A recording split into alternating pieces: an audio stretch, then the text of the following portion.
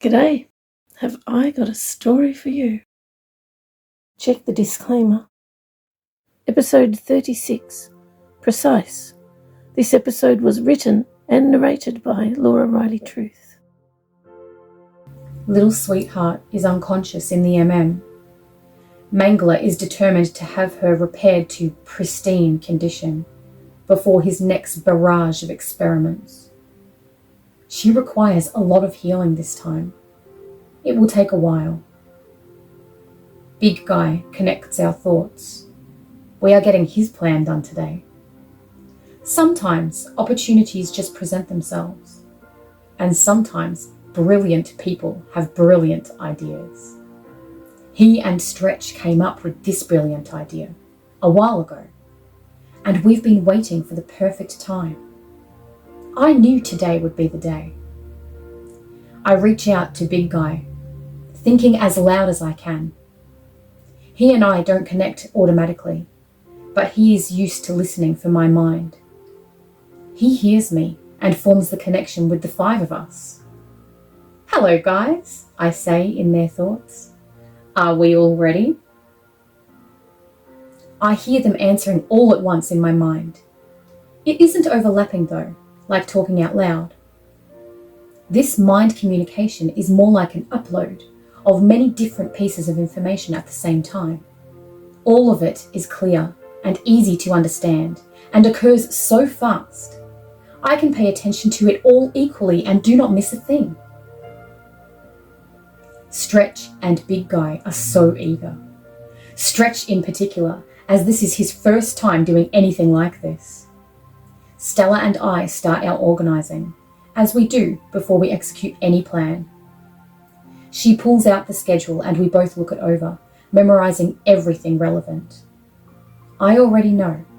No one should be deviating from the schedule today. That is why today is the day. But it is better to be safe. Using Big Guy's mind ability, I check for anyone looking to stray from the schedule. There are none. I have quite a big job to do today. I know I can do it, but it's a little daunting. I feel the connection in my mind. Big Guy, Stretch, Ambrielle, and Stella. There is no Little Sweetheart yet.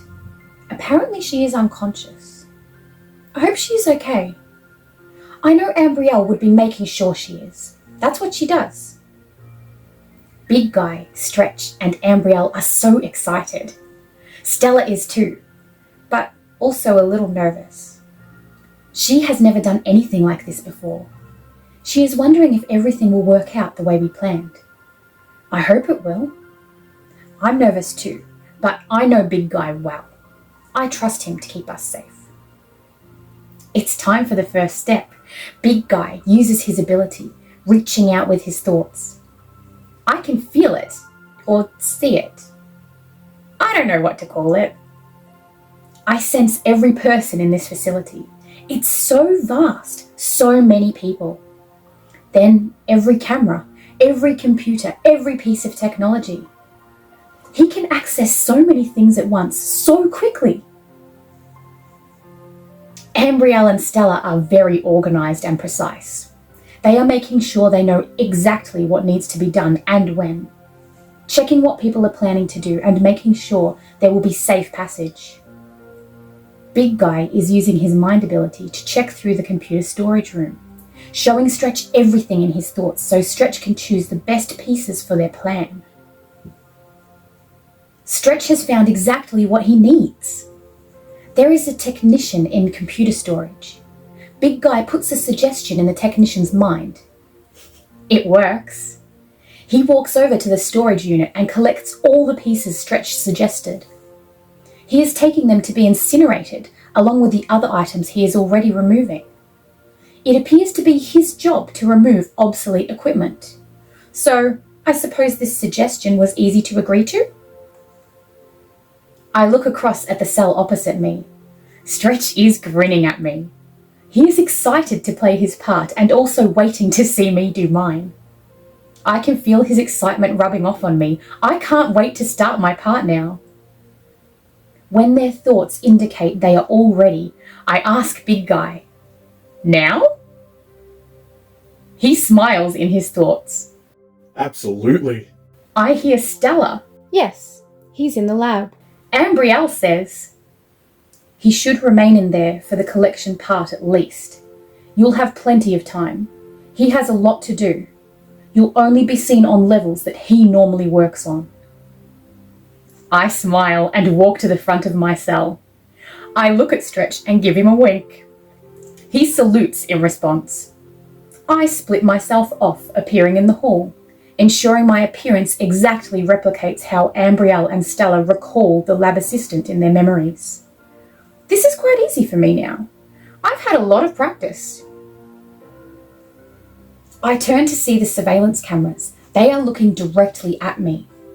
I can see in Big Guy's mind that I am unseen by them. It is so cool how he can do that. No alarm sounds, no one comes running in. I adjust the white lab coat and try to mimic the stance of the scientists. I turn to head for the stairs. I have to climb over 20 flights before I can use the elevator to go up. Big Guy has ensured I will not be tracked or found. As far as anyone is concerned, I am still only in my cell. Walking up these flights feels slightly odd, as I'm much taller than usual. At the end of the last flight, I open the door slightly and hear Ambrielle. "Not yet, just need a moment." I pause and close the door, waiting. They are having a chat while they wait for the elevator. "After they are in, you can go," she tells me as I see the two scientists in my mind. Apparently, I climbed the stairs slightly faster than they thought. Better to be too fast than too slow, though. As the scientists enter the elevator, I am told I can move. I walk out into the hall, standing straight and trying to appear as though I belong here. I press the button for the elevator. No one seems to care or take notice that I am here. Good. I enter the elevator and press the button for level 7. I am alone inside as the doors close. Big Guy assures me that no one else will enter. I'll make it there in one trip, though it will take quite some time. Ambrielle lets me know that the pieces are in place for me to retrieve. I am shown a picture of the location in my mind. This mind communication thing is so fast and gives me so much information at once. It really makes it very easy to understand everything that is happening from all of our perspectives.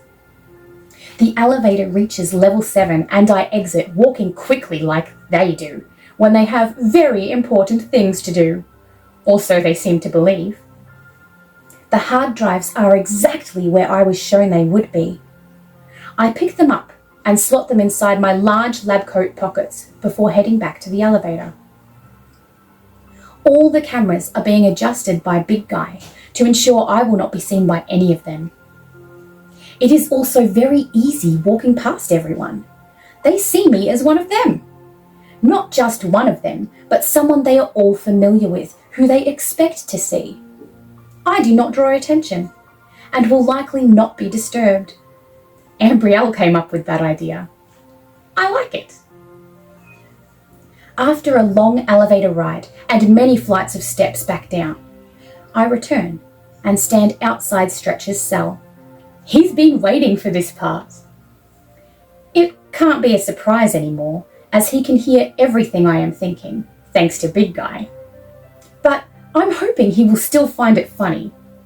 I split myself off again into Stretch's cell, holding all the hard drives. He starts laughing, his own face looking back at him as I mimic his signature grin. It's fun to make people laugh. I hand him the hard drives and grin, saying in his voice, "There you go, Stretch. Have at it now." Everyone connected by Big Guy is also laughing. Stretch holds each hard drive in both hands, closing his eyes. It is harder to use his ability when the inhibitor is on, but definitely not as much of a hindrance as these scientists think it is. Big Guy and I are barely affected by them at the moment, but they are due for adjustment soon. Stretch is reprogramming these hard drives with a touch and his thoughts, I guess. I'm not really sure how to explain it. I hear the spark sound for each hard drive and feel heat coming from them as Stretch passes them back to me. When they are all done, I have to take them back out of the cell. I can't reconstitute and take the hard drives through. They would just fall to the ground. I'll have to split myself off again. That will be 4. I can do many more than 4, but I'd rather keep it as small as possible, considering the task.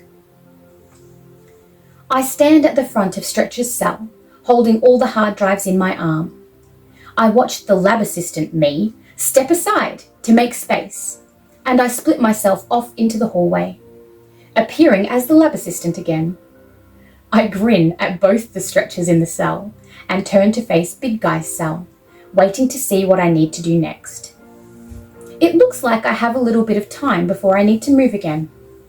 I will reconstitute back to 2 while I wait. The hard drives are ready. Stella and I are just waiting until the right time. As Mangler's assistant, Stella is tasked with giving Mangler's instruction over the loudspeakers. When she does this, everyone acts, for fear of what Mangler will do if they don't follow her instructions. Stella has never given an announcement without being instructed to do so. She is nervous about this, but believes it is worth the risk. We are all quite sure Mangler is far too busy to care at the moment, or even pay attention. But just to be safe, Big Guy has been suggesting the thought to Mangler that he should tell Stella to make an announcement or 2. Mangler often tells Stella to announce things, just so he can watch everyone rush wherever Stella has told them to go. He enjoys Keeping people on their toes. as he says.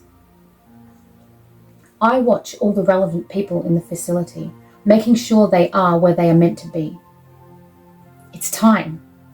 Everyone is in place. All scientists to MedLab 7. All scientists to MedLab 7. I hear Stella announce. We chose this location as it is quite a few levels away and is a location that has been used to demonstrate new techniques in the past. Most will likely think that they will be attending MedLab 7 for a demonstration. Big Guy is ready to deactivate the buttons for the elevators on that level. Even if they realise they can return to their labs and choose to take the stairs, they will never catch up.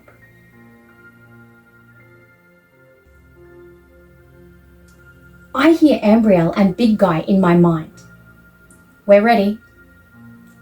I stand up before collecting all the hard drives and placing them in my pockets. It is so odd being so tall and looking down on things I normally would not. I'm almost as tall as Stretch. Time to go. I head to the stairs again, travelling up over 20 levels until I reach the same elevator. There is no one in the halls this time, and the rooms I can see appear empty. I'm about to press the button when the door opens in front of me. I step inside. The doors close and it begins to move all on its own this time. Thank you, Big Guy. The elevator travels up to level 1 this time. When the doors open, I see a cleaner walking past, but he just ignores me. Ambrielle is giving me instruction and showing me pictures in my mind so I know where to go. I walk with purpose because I definitely have very important things to do. I reach the front desk and see Stella. She stands with a look of surprise on her face. I don't think she believed I would look so precise. Now she is wondering if I really am this lab assistant who came back up to this level for some reason. I smile and say with a voice that I do not recognize, It's me, Stella. She shakes off her confusion and whispers, That's more convincing than I was expecting. I laugh and whisper back. You're much shorter than I was expecting. She smiles as I begin to hand her the hard drives. Stella's turn now. Stella connects all the hard drives and heads towards the first lab. Stretch is explaining in Stella's mind exactly how to install them. Big Guy and I are watching to make sure no one comes back to level 1. The cleaner left this level, and none of the scientists are trying to come back yet, though some are wondering how long it will take for the demonstration and if Mangler is coming. Stella is working fast, first one already installed. Stretch is so excited, knowing this will destroy their computers. Not immediately, and not all at the same time. It will look like faulty equipment, not sabotage.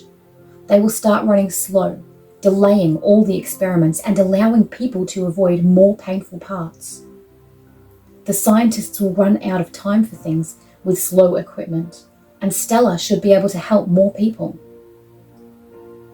She installs one of the hard drives in each lab before quickly returning to her desk.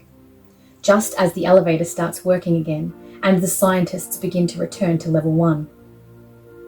We did it! They are all installed. I exit the elevator on the lowest level again and watch as the light activates, ready to go pick up some scientists, I presume. Actually, I don't presume. I can see it with Big Guy's connection. I head back to the stairs. I would be skipping right now, even after all this climbing up and down. But it doesn't seem like a smart idea to skip down a staircase, especially when my legs are much longer than I am used to. I'm not tired. I'm exhilarated. With every last hard drive in place, so many people will be helped. I reach the cells and look over at Stretch, who is laughing. I can feel the relief from Stella as the scientists return to their labs and notice nothing. I stand outside Big Guy's cell for a moment, and he gives me a playful smile. You've looked better. I laugh and gesture to Stretch's cell. Oh, you mean when I looked like him? Stretch's grin grows somehow bigger as he runs his fingers very intentionally through his hair in response. I skip the 5 or so steps to the front of my cell and look at myself. In my thoughts, Ambrielle and Stella are amused at the thought of a tall, normally quite stoic scientist skipping down the hall. I reconstitute myself into one, back in my cell, and sit down. My legs could use a rest now. Ambrielle, who has often done this sort of thing, congratulates us all. She is so happy she's laughing.